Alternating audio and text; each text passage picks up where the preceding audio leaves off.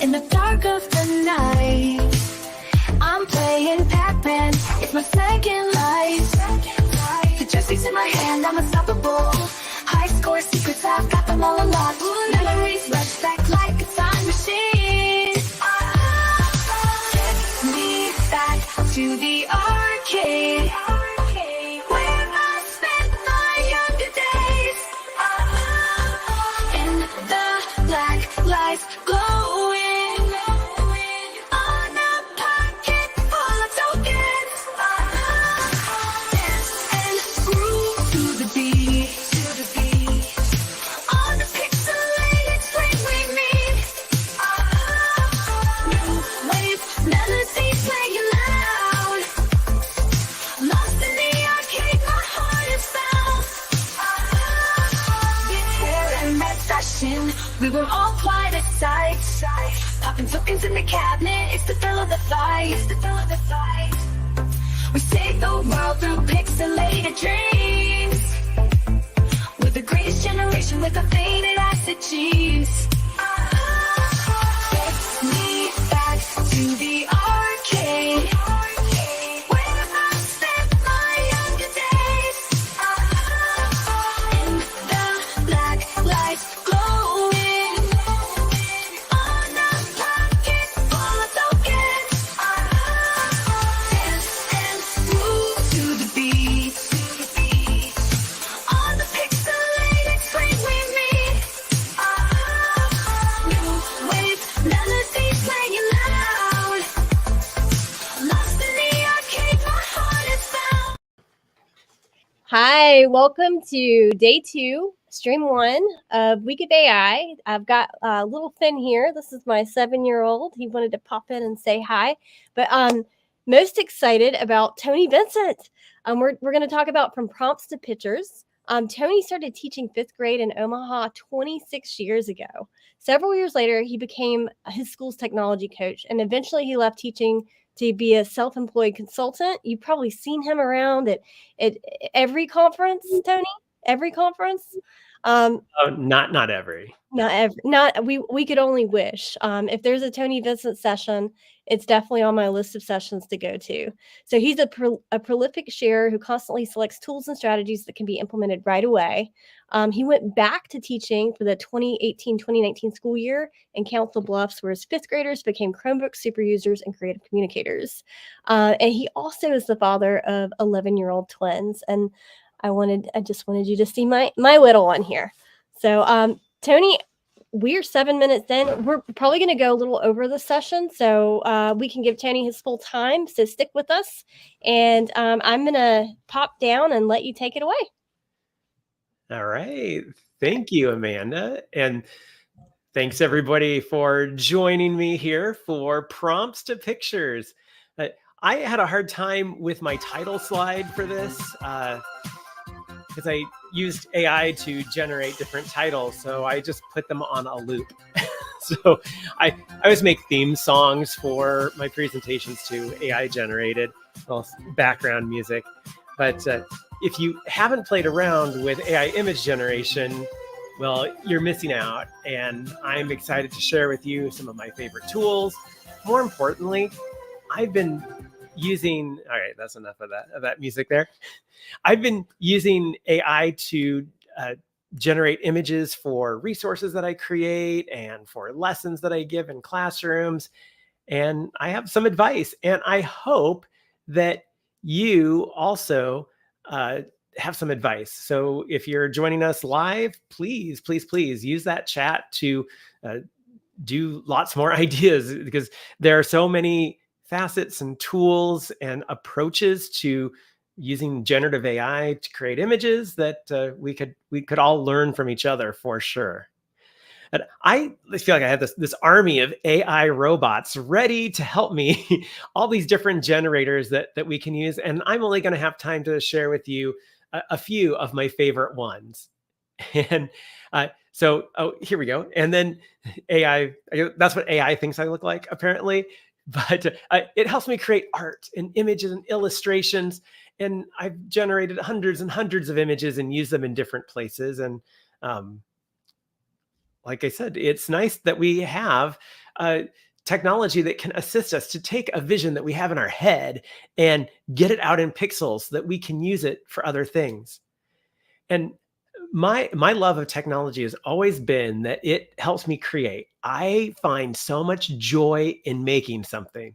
Even each and every slide in a presentation, the endorphins, they just go for me when I have made something. It brings me a lot of happiness. And even though I can create with AI, I'm still a human. I'm still in charge of what's being created. So I still feel like I'm artistic. And many of you might know my passion project called Shapegrams. They're digital art lessons and challenges for kids. And I help them create art in Google Slides using shapes. And that brings me joy to make those. And I think those kind of skills are just as important as using computer assisted tools to make our pictures come alive. So I'd like to first show you how some AI editing tools, and then we'll get to full-blown image generators and what you can do with them. Canva has a suite of tools, and since Canva is free for most educators, it's nice that they're just all in one spot. Now, Canva's tools are for editing an image are a little bit hidden. You have to first select an image, and then you click this edit photo button that's in the top toolbar. And then you get these 6 tools that are powered by machine learning, by artificial intelligence. I'd like to demonstrate them for you. Here's a picture I've inserted into Canva, and it's me.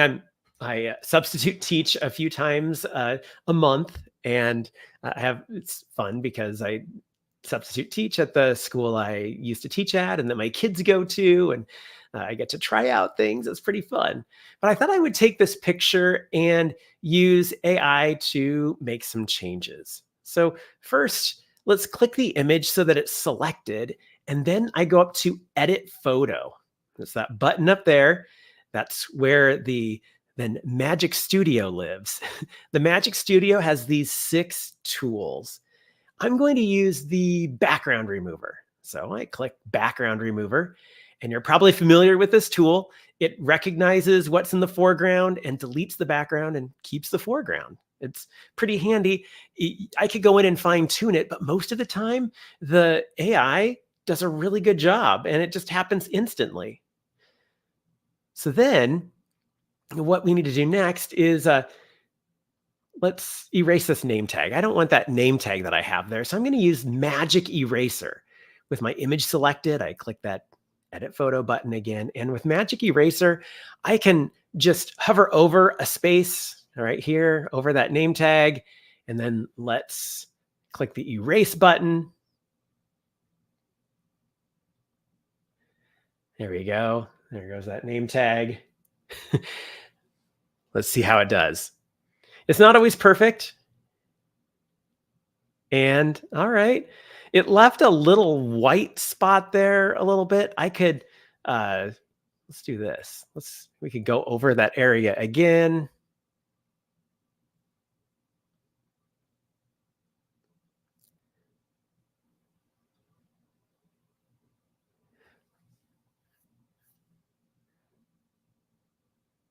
All right, that'll be fine. I guess now what I want to do is I want to change out the background. I think I want to take a picture in front of the thinker. So I want a photo. So in Canva, it has all these elements. You could download these pictures from the internet, but in Canva, they're built in. So I find one that looks like I could have taken a picture in front of it. I think this one will do. All right, so there's the thinker. Let's stretch him out and then move him backward.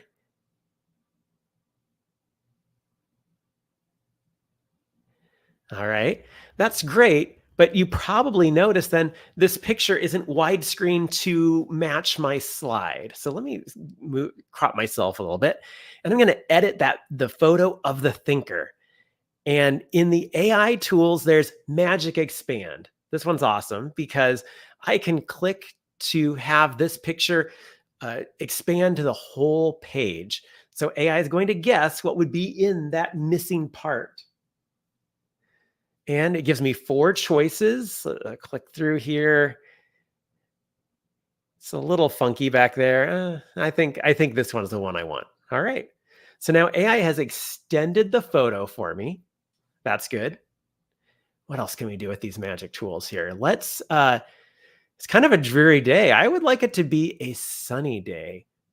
So with the thinker picture selected, I click edit photo, and let's use magic edit. Magic edit lets you change things about the picture. You describe with words what you want to change after you select it. So I'm just going to use the click method and click the sky. And I want to make it a sunny day. So I click make it a sunny day. It'll give us 4 choices. Let's see. Some we can see the sun in. Oh, sometimes it's like going to the eye doctor. I don't know which one I want for sure. All right, I'll that one. That one's great. And then just for fun, I'm going to click myself, and I think I need a shirt color that will really pop in this picture. So I'm going to say, change the shirt color to red. All right, we have some options here. I think the border isn't, not that one. All right, this one, I don't, okay, it's not going to matter, Tony, just pick one. I'll pick this one and click done. And now here is that new picture. I was in a classroom. Now I'm in front of a famous statue outside on a sunny day, thanks to AI.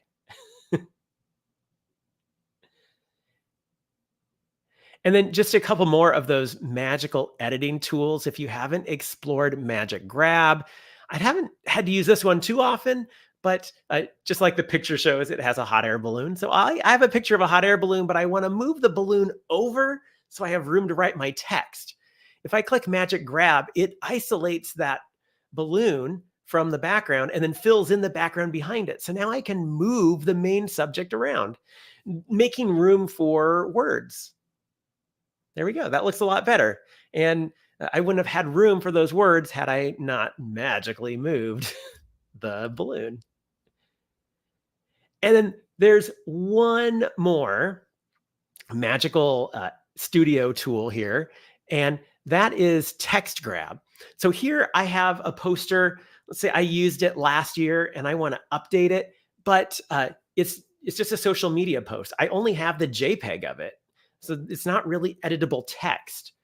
Well, what Magic Grab Text does is when you click it, AI searches for all the text, finds the nearest Canva font for it, and replaces the text with text boxes and fills in the background behind it.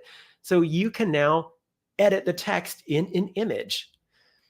This one, it matches pretty well. Sometimes if you have fancy text, 3D text, curved text, you might run into a problem, but for just some simple text, you can grab it with the text grab tool. So those are Canva's AI image tools.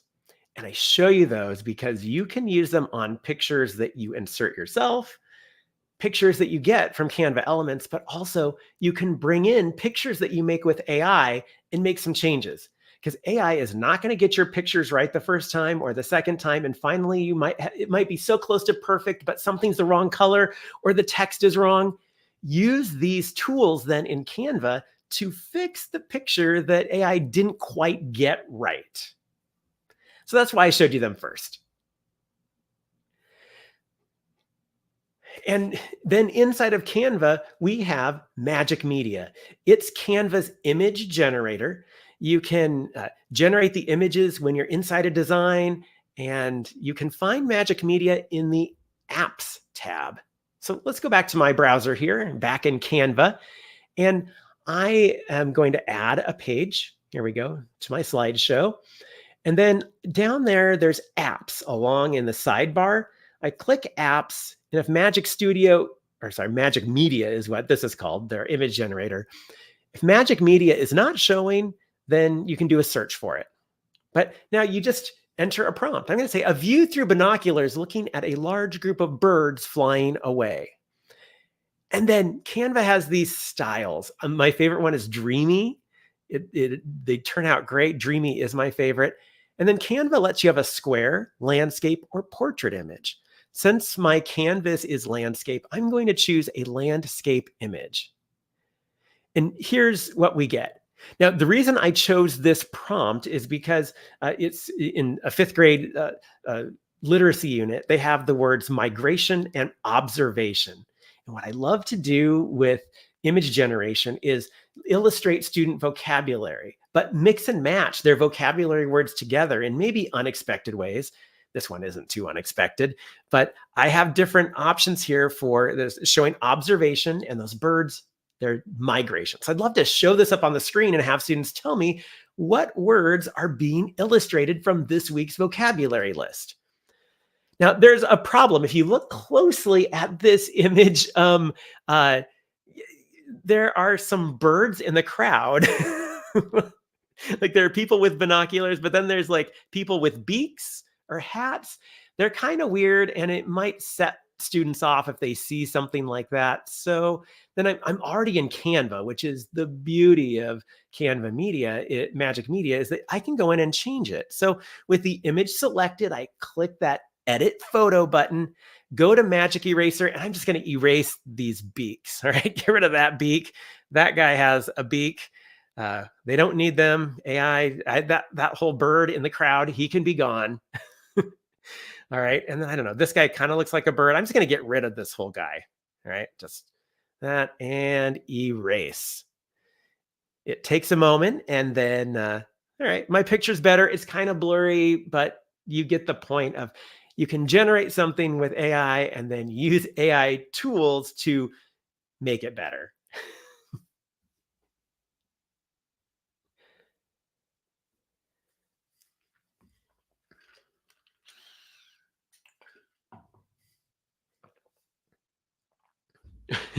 Amanda says she loves using Magic Eraser. I erase hands all the time. The AI loves to add extra arms and appendages and hands, and so it's nice to be able to erase them. So I have this chart that just kind of shows some of my thinking of using existing images versus using images generated with AI. Using existing images, you can search the web or an image directory or your own camera roll, and you can search through the images pretty quickly and find one if one exists that meets your needs. You can browse collections of images. You can change your search terms and that'll change the results. But you're limited, obviously, to what already exists. If you're searching Google or Pixabay, Canva elements. And the thing is, a lot of these images, and I stick to public domain images when I'm doing an image search, those images can be seen elsewhere. They're not unique, so you have that for using existing images. AI images, on the other hand, they are slow to generate. A little secret in my screen recordings you just saw, I truncated how long it took to generate the images because we don't have a lot of time this evening. So my image generation happens a little faster in this presentation than in real life.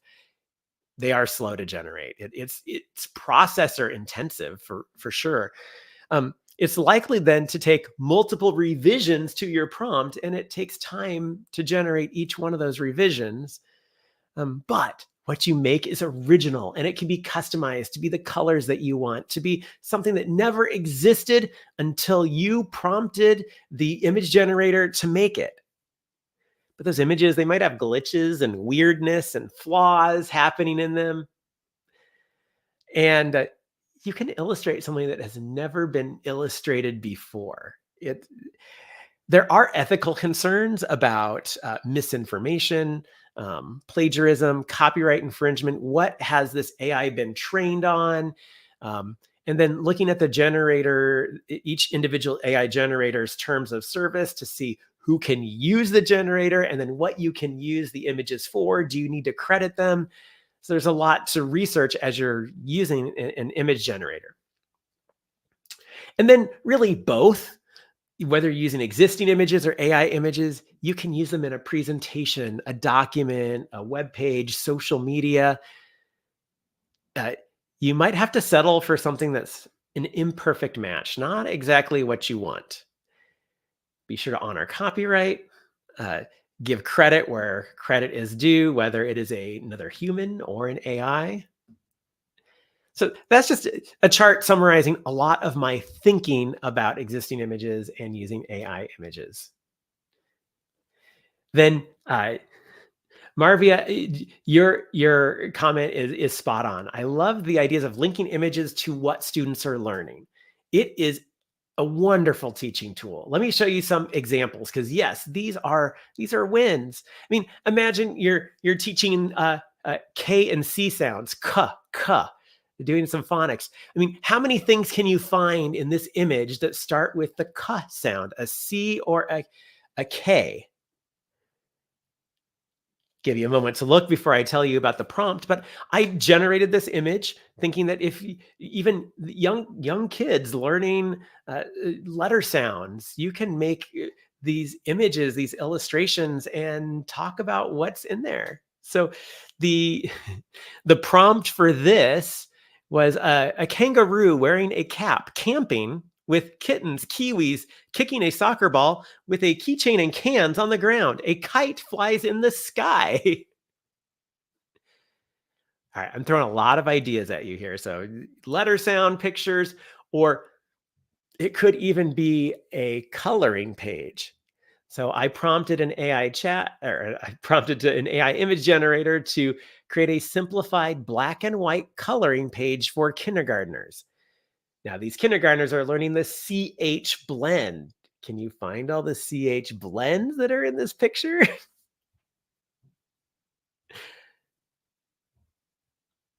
And the CH sounds, or the spelled CH, there's chocolate chip cookies, there's a chalkboard, a choo-choo train.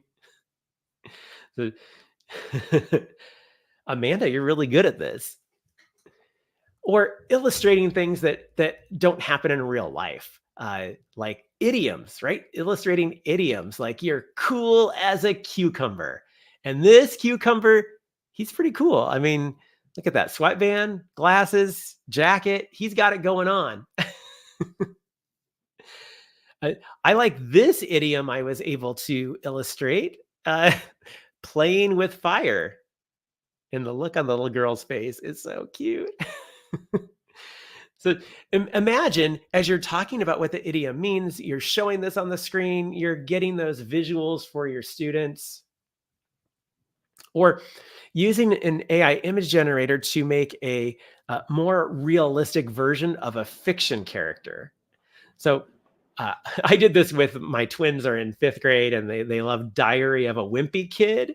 So with this, we tried to draw what's his name? Greg? Is that his name? Wimpy Kid. And he's drawn as a stick figure in the book. So we try to describe him and you can see the prompt on the screen. He has those 3 wisps of hair. That's the only hair he has in the drawings. And well, that's how it turned out here.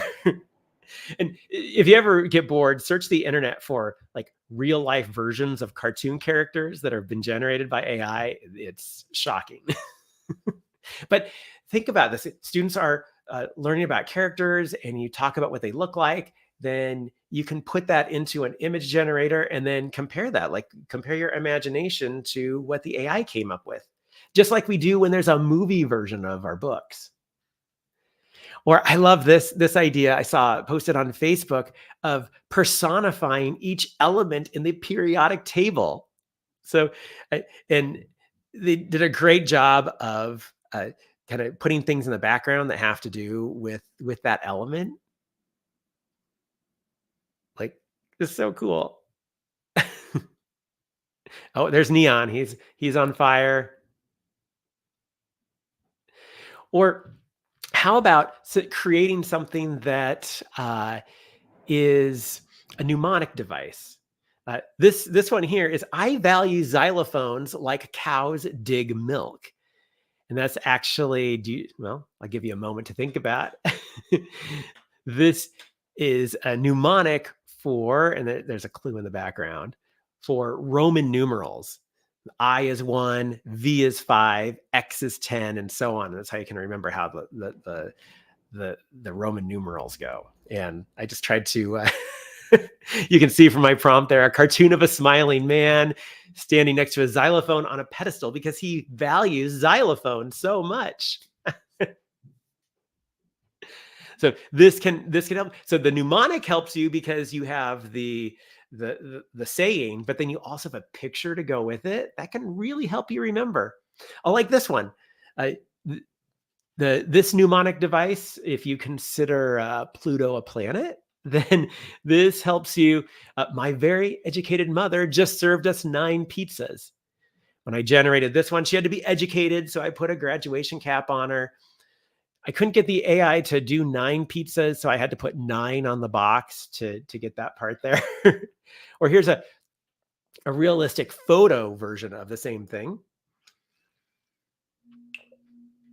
But so much value in being able to make your own images. Or like this one, if you want a diverse group of elementary students high-fiving each other on track and field day, that's the prompt I put for this one. It's track and field day. You want students to feel represented. You can do that in AI. You don't have to settle for clip art where somebody else has already set what kinds of kids and who's in the picture. You can put that into AI. Then this is great. Mary Howard shared this on Facebook a while back, where she loves DALL-E. That's one of the image generators. You can see her old version, which is this. This is what she used to do to illustrate some figurative language. And then with AI, she's really pumped up the imagery. Oh, there's so many ideas here. I made this for my son's birthday. My son, he loves Star Wars and soccer, and his favorite foods are potatoes and rice, and he plays basketball. So you can make a special birthday greeting for a student. Just put in a few things in there, and it even made it like a Star Wars poster. And I didn't even put May the 4th Force. AI image generators are really bad at spelling and grammar and all that. But it even put a little saying at the bottom. If I don't want that there, I can pop it into Canva and magic erase it, or grab text and change it. Just so many possibilities, right? I've even had image generators make stickers that I then print on printable sticker paper and use my Cricut to cut out. These were all made by Ideogram. And it's just awesome. I could go on and on about ideas for AI image generation in classrooms, but if you have ideas, put them into the chat, because I know we'd all love to hear them. Meanwhile, I want to talk about creativity. Creativity is the ability to create products that are original and applicable to a problem at hand. So if you think of creativity, there's novelty, something that's new and different, but there's also usefulness when it comes to creativity. And creativity starts with something called divergent thinking. Divergent thinking is the ability to generate creative ideas by exploring many possible solutions. So you start from a common point, and then you just spread, and you have all these ideas, and then maybe one idea works, or you mix it with another one. But it's about getting lots of options with just the right amount of novelty and usefulness. So the 4 ways that you could apply divergent thinking is through something called fluency, originality, flexibility, and elaboration. And I have a little poster for you. I'm going to give you a link at the end where you can download some posters that I made just for this presentation. One of them is this: creative image prompting. And we're applying divergent thinking to get really creative image ideas. Once I explored this idea, my image generation with AI really changed for the better, and I can't wait to share it with you. So let's start with fluency. Fluency is the ability to generate large quantity of ideas. you might notice that a lot of AI generators give you like 4 choices. So it already has some built-in fluency there. But try different image generators. Try rewording your prompt and pick your favorite. We have so many image generators. One of the things that I've made for you, that I'll give you the link at the end, is this chart where it's just some of the image generators that are free and web-based that I like to use, and kind of comparing them. But one that I don't hear a lot of people talking about, and it's one of my favorites, is Recraft. Recraft lets you generate images that you can easily change, and it puts it on this expandable whiteboard, which is great for fluency because you can generate an image and then move it on your whiteboard, generate another, and you can have like dozens of images on this whiteboard and then figure out which one you like best, or figure out what prompts you need to combine together to create your ultimate image. So with Recraft, I'm logged in here and I click to start a new project. I'll click raster, and then I have different image styles here. I'm just going to go with, I think, illustration, the default there. And then I enter my prompt. And I want a nerd without glasses in 1987 playing video games in his living room. That sounds a lot like me in 1987. I can change the aspect ratio. So this does give me 16:9. Many image generators are limited to squares. This is not. And look what I got. All right, awesome. It gave me 2 choices. There's one, there's the other. Now, I specifically said without glasses, didn't I? But this is where we see some bias coming into AI image generators. There's bias in the training data. When it's trained on what a nerd is, they always have glasses. So the AI just can't even imagine a nerd without glasses. Even if I say without glasses, it can't separate those 2 terms together. So what do? I could keep a nerd without glasses, not wearing glasses, with nothing on his face, probably still won't work. So instead, I got to reword. And this is a part of divergent thinking is, well, then let's take the word nerd out and replace it with something else. So I could replace nerd and maybe instead of saying nerd, describe what I want. Perhaps a skinny teenager, maybe with unkempt hair. There we go. Then, all right, we've got it. I'm going to click the Recraft button and see what we get. Oh, I'm going to click off here and move over. So I keep my original one. I'm going to keep that idea there. No reason to delete it right now. Oh, wait, I want it to be 16:9. That's something I want. All right, Recraft. Let's see what we get. Oh, he still has glasses. I didn't even say nerd, and it still put glasses on that guy. I guess if you play video games, you wear glasses in the 1980s. Oh, this guy does not have glasses. All right, that's looking a little better. Then I could change it. There's different illustration styles. There's this one called 1980s that has kind of a neon-ish glow to it. I can try that and recraft it. Ooh, all right. That's kind of a cool style. Though both that guy has glasses and I can see the other option has glasses too. Again, the super frustrating thing about working with AI images is that sometimes it just, no matter how hard you try, you can't get it to do exactly what you want.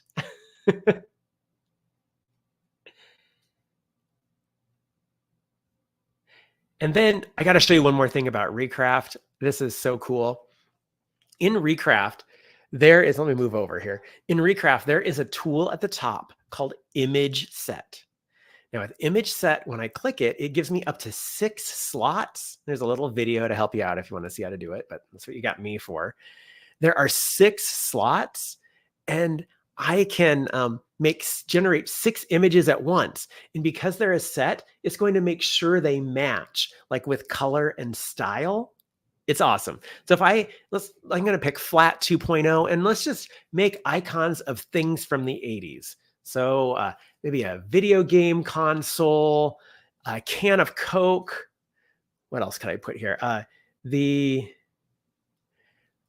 Rubik's Cube, oh gosh, what else? A boombox, that's from 80s, and a VHS tape.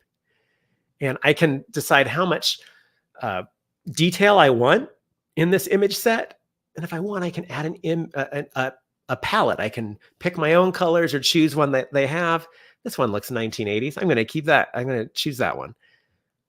All right. And we take a while because it's generating 6 images for us, but they all make a complete set. Look at this. They all have that same style, and they use the same colors. So they go together as a set.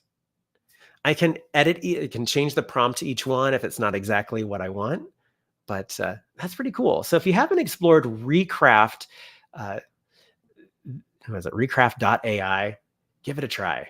It helps you with fluency to be able to get out, to get lots of ideas all at once. Another aspect of divergent thinking is originality. And that's combining ideas into something that's kind of unexpected, that's uncommon. And that's what AI image generation lets us do. One of my favorite generators is Microsoft Designer. And part of the reason for that is that it has these templates that people can share. Becky Keene has this whole wakelet with different ideas, with different templates that have been shared online, and you can see examples of what people have made with Microsoft Designer. Different styles, different colorings, and then I think there's even one from Amanda here, a garbage pail kid. I had so many garbage pail kids as a kid. To make a garbage pail kid card, an original one, and it looks that good. Scooby-Doo characters. Also, people are doing Legos, Peanut style, Simpson style, or coming up with some other unexpected idea, like spaghetti, like a picture made out of spaghetti. And one thing you might not know with this is it kind of fills it in like a Mad Lib. I clicked it real fast there, but you can just edit the whole prompt and not have to fill in that Mad Lib, because usually the parts they put for me to fill in are not exactly what I want. But the spaghetti noodles gives me an idea of, ooh, there's a project coming up and it's due, and I want my kids to remember the due date so badly. I want it up on my screen when they come into the classroom. So I put May 17th. Let's have it spelled out in spaghetti noodles with red sauce. May 17th is the deadline. Let's see. Oh, what do we get here? All right. Now, image generators are so bad at text and spelling, they're going to get it wrong. But this one, all right, that's good enough for me. I can download it. And the main reason I really like that it's made out of spaghetti is because then I can have this on the screen and I can say, don't wait until past the deadline to get your project done. All right. And remember, if I wanted this widescreen, Designer currently only makes square images, but if I wanted to take up my whole slide, I can put it into Canva, edit the photo, use Magic Expand, and expand it to take up the whole page. And I can choose which one is the one 4 choices here. So I have some fluency in my ideas. All right, I'll take that one. So you can have some originality in your ideas that can really pump up your image generation. And then there's flexibility, considering new perspectives. You probably have an idea in your mind, I know I do, of what I want, but sometimes I want to be surprised. AI can come up with ideas I would have never thought of. So this is kind of different than a lot of prompting advice you might get that says, be very specific, give it as much context as you can. You know what? I have had a lot of success with being very general and not being detailed and letting the AI surprise me, having that flexibility. My favorite image generator, and I've actually paid for this one because I use it so much, is Ideogram. Ideogram. I like Ideogram because it sounds like it's great for ideas. It's the best for text. It does a really good job of text. Most of my images that you've seen have come from Ideogram.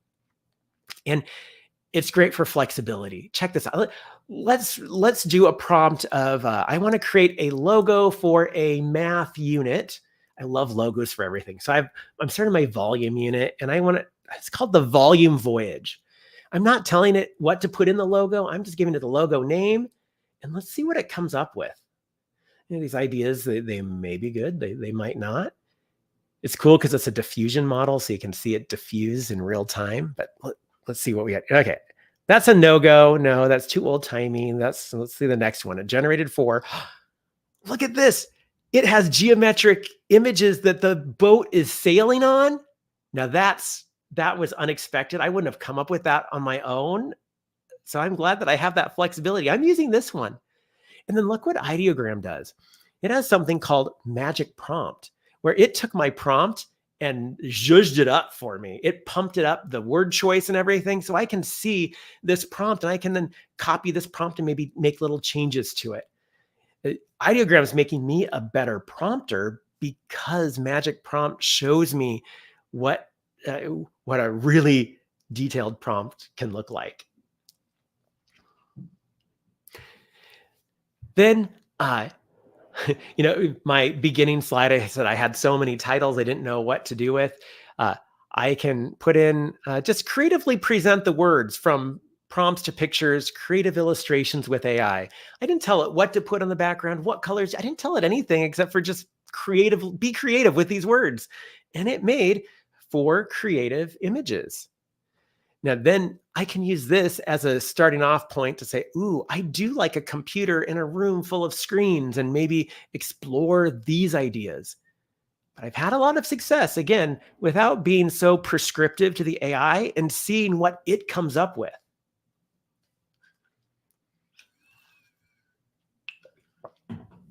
That's flexibility, being open to these unexpected interpretations, being really vague.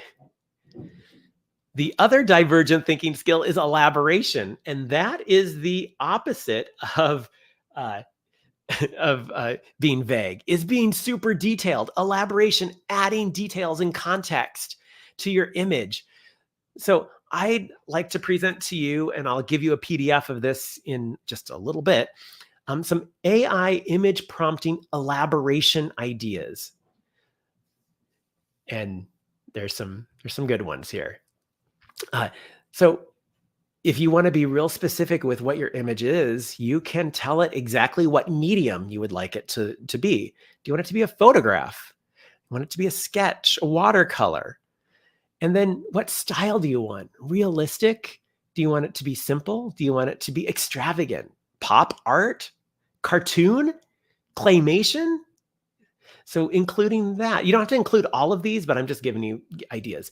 And then I hadn't thought about this until recently, is the perspective. Do you want the image to be, a close-up? Do you want it to be a wide shot, a bird's eye view up above? Or do you want it to be a worm's eye view from down below? Do you want it to have soft focus? If you care about the perspective, and then tell the AI what you want, right?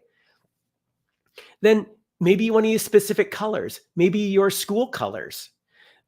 Maybe you want it to be earth tone, black and white. Think about the lighting. Do you want shadows? Do you want it to be dramatic? Do you want no shadows? Do you want light streaks coming down? Think about that too. And then the subject, what's going to be in the picture? That's probably the easiest for everybody. We're going to include the subject. But have you thought about telling what pose you want the subject to be in? Are they standing, sitting, running, arms crossed? What are they doing? Are they hugging somebody? And then another thing I hadn't thought of until recently is really telling what the facial expression in the pictures we generate can make or break the image. So facial expressions, talking about what they look like, and then also maybe what the person is looking at. What's in the background? That can be something you add to elaboration as well. And also the time, is this modern, medieval, futuristic? Then if you're using text in your image, talk about what you want the text to look like. Do you want it to be stylish? Do you want it to be pixelated, graffiti, 3D? And then my last idea here is mood. Do you want the whole picture to feel peaceful, calm, triumphant, angry, playful. So when you want to add some elaboration to your image prompts, I hope that this chart might help you out a little bit, because you can be creative with adding these details and depth to your images. And that's a little bit about using divergent thinking to get some creative images in your prompts. It is going to take some fighting with AI to get it to do, you're going to argue with AI to get it to do what you want it to do. With elaborate prompts or vague prompts, either one, AI's outputs can sometimes be off-putting for sure. It takes a lot of tries, switching up prompts, switching generators, and really switching up your thinking and expectations to get that illustration that you really want. If you are interested in getting better at prompting and AI, I have a little AI picture playground. I have 4 tools that might be kind of fun, that help you practice spotting AI image generated images, and tools to help you practice the art of prompting. You could make it a habit every day of going to this website called twinpics.ai, and it's a contest. Every day there's a different picture, and you try to enter a prompt to recreate that picture, and then you're given a score with how close that prompt is to it. So, but really, when it comes down to prompting, you are educators. You are already a good communicator. You've just got to use your observation skills and your communication skills in your prompts. Be creative, apply some of that divergent thinking, and I wish you the best of luck with your future AI images. Thank you for attending. And then as a little thank you, I have a page on my website that I put it in the chat too, learninginhand.com/pictures. I have some of those PDFs I made for you, and the elaboration ideas are there as well. Tony Vincent. Oh, you just, I came in late because I was presenting, and oh my goodness, I am right now on Twin Pics. I'm going to be up all night. Thanks a lot. That's my job. That's my job. Oh, well, bless Keep me up at night. Lots of thanks here for you, Tony. Obviously, you're always awesome every time we see you present. What a great way to end the night. Who doesn't love Tony Vincent, right, folks? My students are obsessed with his shapegrams, and they're 8th grade, 6th, 7th, and 8th. So people, you need a Friday lesson? There it is. Actually, no, it's every day now.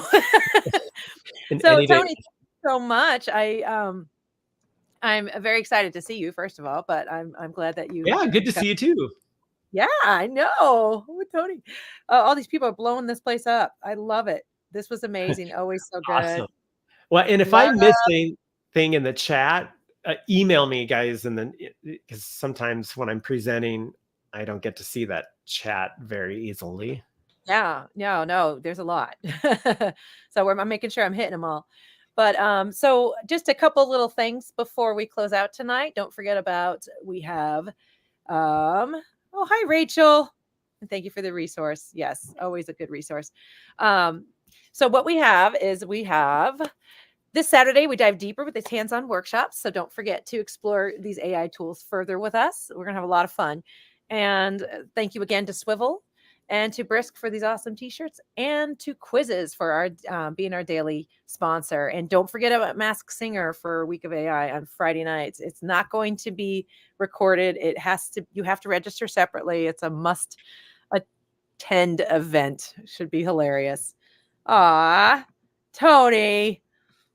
We love you, Tony. But thank you so much, everybody. Have a great night. I hope that you will be back tomorrow. And thanks again to Tony. You're welcome. You're welcome. Bye, everybody. And yeah, bye. Not awkward at all. Hello and welcome to the Premium AI Strategy Accelerator, the ultimate program for schools, colleges and universities and businesses that want to lead in the AI revolution. Before you apply, let me tell you how this program works. Who is this program for? We focus on helping a hand-picked team of 6 to 10 change makers in your organization. And this elite innovation squad will become your internal startup, pioneering AI-driven solutions that define your organization's future.